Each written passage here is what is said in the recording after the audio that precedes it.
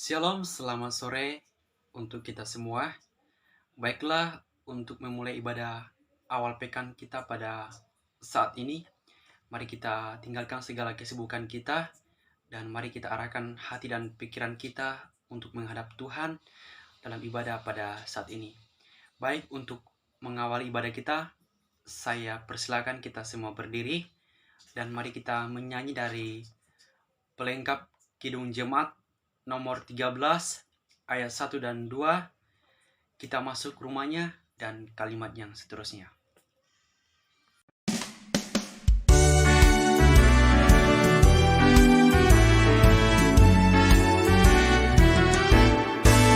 Kita masuk rumahnya, berkumpul menyembah kepadanya.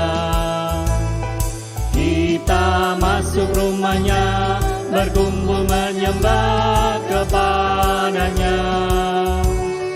Kita masuk rumahnya, berkumpul menyembah kepada Kristus. Menyembah Kristus Tuhan. Lupakanlah dirimu, arahkan hatimu kepadanya. Lupakanlah dirimu, arahkan hatimu kepadanya.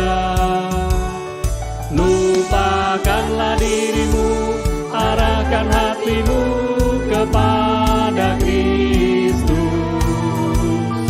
Menyembah Kristus Tuhan. Mari kita berdoa. Segala puji dan syukur kami naikkan kehadirat Tuhan pada saat ini, di mana kasih-Mu Tuhan yang senantiasa kami rasakan dalam kehidupan kami, pribadi lepas pribadi. Bersyukur pada pagi hari ini Tuhan, di mana Tuhan telah memberkati kami, sehingga pada saat ini Tuhan, kami boleh beribadah kepadamu, itu semata-mata oleh karena pertolongan dan tuntunan Tuhan. Bapa dalam kerajaan surga, pada saat ini Tuhan, kami anak-anak-Mu akan memulaikan ibadah kami. Biarlah ibadah kami dari awal Tuhan hingga selesainya boleh diberkati Tuhan, dan kami anak-anak Tuhan boleh selalu bersyukur kepadamu. Bapa dalam kerajaan surga, kehidupan kami dalam ibadah kami saat ini Tuhan, kami serahkan ke dalam tangan Tuhan. Di dalam anak-Mu Yesus Kristus yang adalah Tuhan dan Juru Selamat kami hidup. Amin. Silakan duduk kembali. Baik, tiba saatnya kita akan mendengarkan firman Tuhan. Namun sebelumnya kita mendengarkan, kita angkat pujian dari lagu yang mengatakan, "Kusiapkan hatiku Tuhan," dan kalimat yang seterusnya.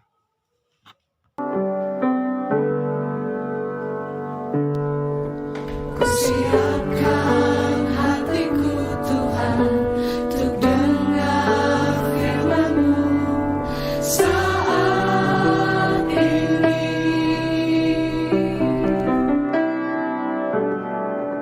Ku sujud menyembah-Mu Tuhan, masuk hadirat-Mu saat ini.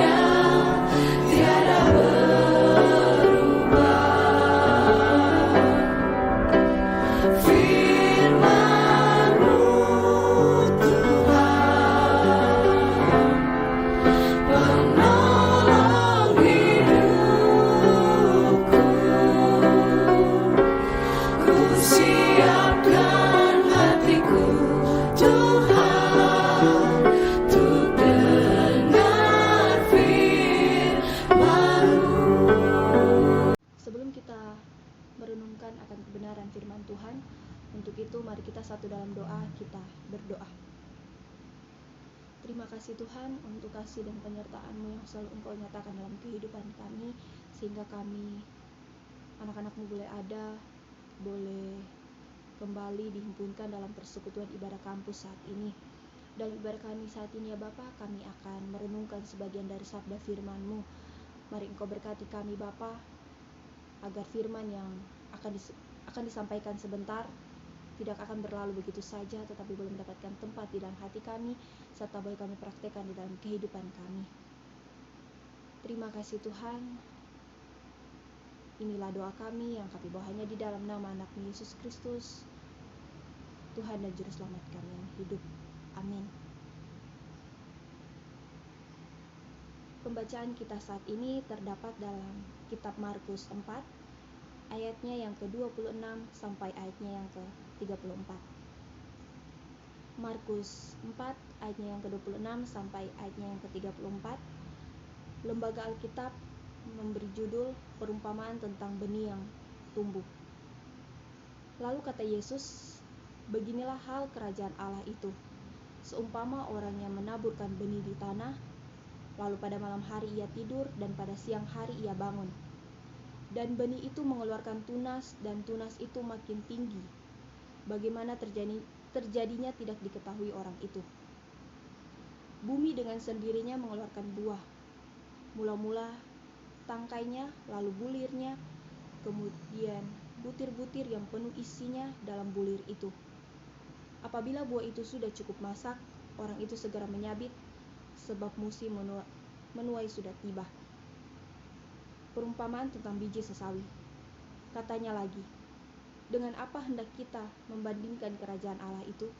Atau dengan perumpamaan manakah hendaknya kita menggambarkannya? Hal kerajaan itu seumpama biji sesawi yang ditaburkan di tanah. Memang biji itu yang paling kecil daripada segala jenis benih yang ada di bumi. Tetapi apabila ia ditaburkan, ia tumbuh dan menjadi lebih besar daripada segala sayuran yang lain dan mengeluarkan cabang-cabang yang besar, sehingga burung-burung di udara dapat bersarang dalam naungannya. Dalam banyak perumpamaan yang semacam itu, ia memberitakan firman kepada mereka sesuai dengan pengertian mereka. Dan tanpa perumpamaan ia tidak berkata-kata kepada mereka, tetapi kepada murid-muridnya ia menguraikan segala sesuatu secara tersendiri. Demikian jauh pembacaan Alkitab kita pada saat ini. Persekutuan yang sama diberkati oleh Tuhan. Seorang petani pasti menginginkan pertumbuhan yang baik dari benih yang ia tanam. Maka dari itu, seorang petani pasti bekerja keras untuk merawat tanamannya agar bisa membuahkan hasil yang baik. Dan tentunya dengan proses yang tidak gampang. Dan setelah itu, seorang petani akan menanti hasilnya. Tetapi dalam pertumbuhannya, seorang petani tidak tahu apa yang terjadi di dalamnya, mulai dari sejak benih itu ditanam sampai ia berbuah. Demikian juga dalam pembacaan kita saat ini, bercerita mengenai perumpamaan tentang benih yang tumbuh dan tentang biji sesawi. Dalam perumpamaan tersebut membahas tentang hal kerajaan Allah yang dijelaskan dengan bantuan pengalaman sehari-hari penduduk Galilea saat itu yang menyangkut benih gandum dan biji sesawi. Kerajaan Allah itu pun tidak dibandingkan dengan penabur benih atau biji sesawi itu. Tetapi kerajaan Allah dijelaskan dengan menunjuk pada ajaibnya pertumbuhan benih dari awal sampai akhir. Dari awal menanam sampai menuai. Dan pertumbuhan biji sesawi dari yang paling kecil sampai menjadi tanaman yang besar. Persekutuan yang sama diberkati oleh Tuhan. Hal tentang kedatangan kerajaan Allah pertama-tama diumpamakan dengan apa yang terjadi pada benih yang ditaburkan oleh petani di ladangnya. Pada awal dan akhir, sang petani sangat aktif dengan menabur dan menyabit atau menuainya. Tetapi dalam bacaan ini, ia dikatakan tidur dan kemudian bangun dan tidak memahami pertumbuhan benih itu.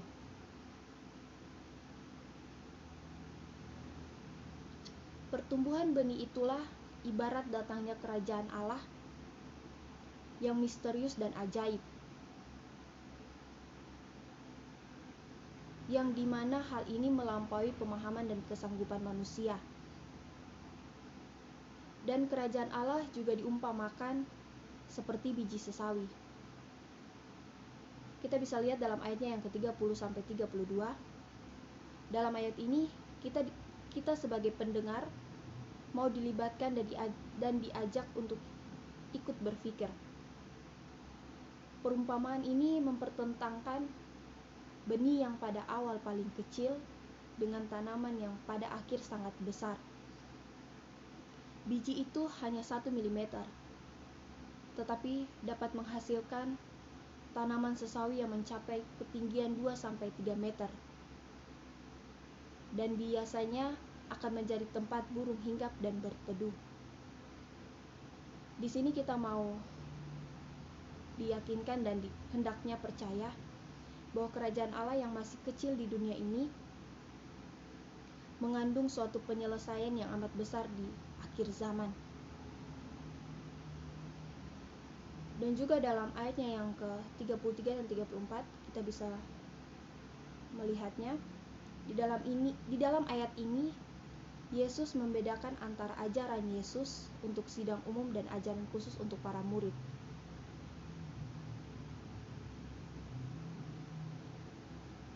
Untuk sidang umum, mereka menerima kabar baik dalam banyak perumpamaan, bahkan hanya dalam perumpamaan saja. Sedangkan para murid diberi penjelasan, seperti ketika Yesus mengajar kepada rakyat agraris di Galilea.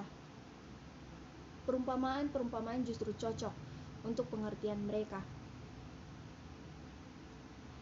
Hal tentang kerajaan Allah lebih mudah mereka tangkap ketika dijelaskan dengan pengalaman mereka. Yesus memakai perumpamaan itu bukan untuk memperlancar pengertian, tetapi sebaliknya untuk merahasiakan misteri kerajaan Allah bagi banyak orang yang tidak menjadi percaya. Persekutuan yang sama diberkati oleh Tuhan. Dalam ajaran Yesus, kita belajar memandang kedatangan kerajaan Allah ibarat perkembangan benih yang sudah ditabur dan pada akhirnya akan menghasilkan panen yang berlimpah. Meskipun dalam pertumbuhannya kurang kita pahami dan juga kurang dapat kita kendalikan, namun demikian kerajaan Allah yang telah ditabur oleh pemberitaan Yesus dan terus kita wartakan akan bertumbuh dan berkembang. Juga di saat kita tidak tahu bagaimana dan tidak dapat mempercepatnya, kita hendaknya percaya dan menantikan hari yang tidak kita ketahui ketika kerajaan Allah ditegakkan sepenuhnya. Kita pun diajak untuk percaya bahwa kerajaan Allah diwartakan oleh Yesus dan kini oleh gereja, jemaat-jemaat kecil dan minoritas, dan bahkan kita sekalian, itu memiliki potensi yang sangat besar. Ibarat biji sesawi yang amat kecil, yang akhirnya akan menjadi tanaman yang sangat besar. Hendaklah kita semua hidup untuk Tuhan dan terus bertumbuh di dalam iman kepada Yesus Kristus. Terpujilah Tuhan. Amin. Kita satu di dalam doa, kita berdoa. Terpuji namamu ya Allah Bapa, kami mengucap syukur buat kesempatan yang Engkau berikan. Pada saat ini kami boleh memuji dan memuliakan namamu, kami boleh diperdengarkan oleh kebenaran firman-Mu. Kiranya Engkau terus menuntun kami, sehingga kami dapat melakukan firman-Mu dalam kehidupan kami. Kami berdoa buat Kak Enike yang sudah boleh mewartakan kebenaran firman-Mu. Kiranya Tuhan memberikan kekuatan, kesehatan, dan juga memberkati pendidikan Kak Enike. Kami berdoa ya Allah buat teman-teman kami yang berulang tahun, Kak Frederika Eka dan juga Kak Widalti. Kiranya Tuhan terus memberkati kehidupan mereka dan memberikan mereka kedewasaan iman. Kami juga berdoa buat Kak Widalti yang ada dalam kelemahan tubuh, kiranya Tuhan terus menjamah dan memberikan kekuatan kesehatan bagi Kak Widalti. Kami juga berdoa buat mahasiswa KKL dalam segala tugas dan tanggung jawab mereka, kiranya Tuhan terus menuntun dan juga memberkati mereka. Kami juga berdoa ya Allah buat kampus kami, STT Marturia Palu, kiranya Tuhan terus memberkati dan menuntun ketua STT, para staf, dosen, dan semua warga kampus dalam segala tugas dan tanggung jawab mereka masing-masing. Kiranya Tuhan terus memberikan hikmat. Kami juga berdoa buat bangsa dan negara kami, berdoa bagi para pemimpin kami, aparat keamanan, dan juga tenaga medis, bahkan semua warga Indonesia dalam masing-masing tugas dan tanggung jawab kami. Kiranya Tuhan memberikan hikmat, sehingga kami dapat melakukannya dengan baik. Ini doa permohonan kami Bapa, ampuni dosa kami. Di dalam nama Yesus Kristus kami berdoa dan mengucap syukur. Amin. Baik, mari kita menyanyi dari lagu yang mengatakan, Kupandang Hari Esok.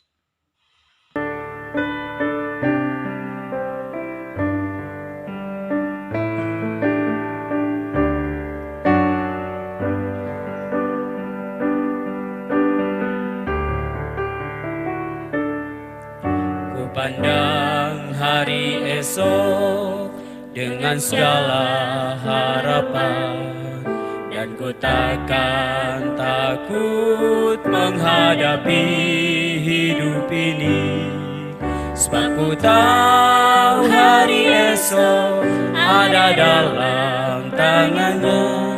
Yesus menjamin bagi yang percaya. Haleluya, haleluya,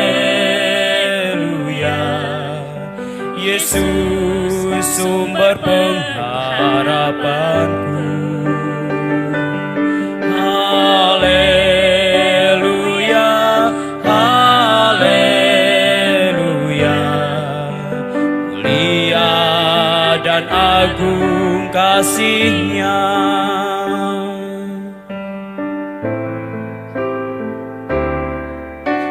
Pandang hari esok dengan segala harapan, dan ku tak akan takut menghadapi hidup ini, sebab ku tahu hari esok ada dalam tangan-Mu. Yesus menjamin bagi yang percaya. Haleluya, haleluya, Yesus sumber pengharapanku. Haleluya, haleluya, mulia dan agung kasih-Nya.